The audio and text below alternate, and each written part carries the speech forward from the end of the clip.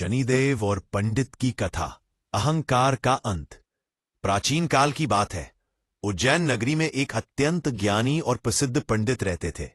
उनका नाम था पंडित धरणीधर। वे वेद शास्त्रों के प्रकांड विद्वान थे। उनकी ख्याति चारों दिशाओं में फैल चुकी थी।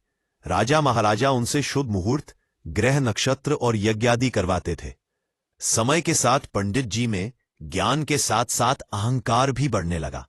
वे कहते, मुझे सब ग्रहों का ज्ञान है, कोई ग्रह मेरे गणित से नहीं बच सकता। मैं ही तय करता हूं कि किसका समय शुभ है और किसका अशुभ। एक दिन दरबार में किसी ने कहा, पंडित जी, सब ग्रहों में सबसे प्रभावशाली ग्रह शनिदेव है। उनकी दृष्टि पड़ते ही राजा भी भिखारी बन जाता है। यह सुनकर पंडित जी हंस पड़े। शनिदेव, वे तो सबसे धीमे ग्रह हैं। उनकी गति जैसी मंद, वैसे ही उनका प्रभाव भी धीमा। मुझे कोई भय नहीं उनसे। शनिदेव जो सदा भक्तों के मन को परखते रहते हैं, यह वचन सुनकर मुस्कुराए और बोले, यह अहंकार उसका नाश करेगा। समय आने पर यह पंडित मेरे न्याय को समझेगा। पंडित की परीक्षा। कुछ ही दिनों बाद पंडित जी अपनी पूजा में बैठे थे। गणना करते हुए उन्होंने पाया कि आने वाले शनिवार से उनकी 7.5 आरंभ होने वाली है। शिष्य ने डरते हुए कहा, गुरुदेव, ये शनि की 7.5 बड़ी कठिन होती है, कृपया शनिदेव की आराधना कर लीजिए। पर पंडित जी ने गर्व से कहा, जिसे शास्त्रों का पूरा ज्ञान हो, उसे किसी ग्रह का भय नहीं। शिष्य चुप हो गया। पर उस रात से ही पंडित जी के जीवन में परिवर्तन शुरू हो गया। पहले उनके घर की रसोई में आग लग गई, सारा अनाज जल गया। अगले दिन राजा ने उन पर झूठे आरोप लगाकर दरबार से निकाल दिया। उनका सारा सम्मान मिट्टी में मिल गया। धीरे धीरे उनकी संपत्ति समाप्त हो गई। घर छोड़कर उन्हें गांव-गांव भटकना पड़ा। जिन लोगों ने कभी उनके चरण छुए थे, वे अब उन्हें पहचानने से इनकार करने लगे। तो विपत्ति की गहराई। एक दिन पंडित जी थककर एक पुराने मंदिर के पास रुके। वहां उन्हें कुछ किसान मिले जो भोजन कर रहे थे।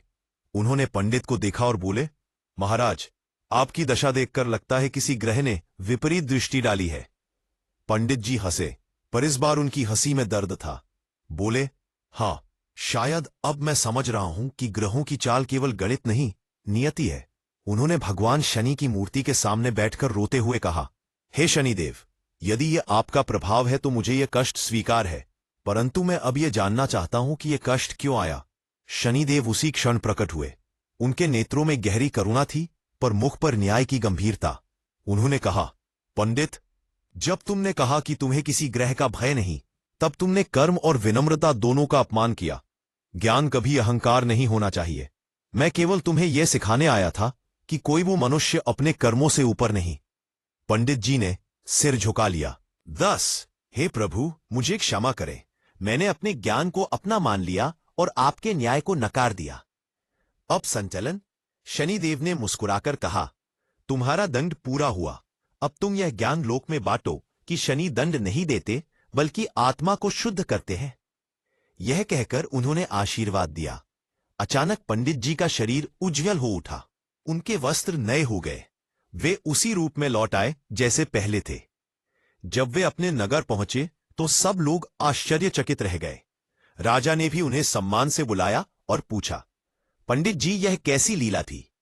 पंडित जी ने कहा, राजन, यह शनिदेव की कृपा थी। वे हमें सिखाते हैं कि कर्म, श्रद्धा और विनम्रता ही जीवन की सच्ची शक्ति है।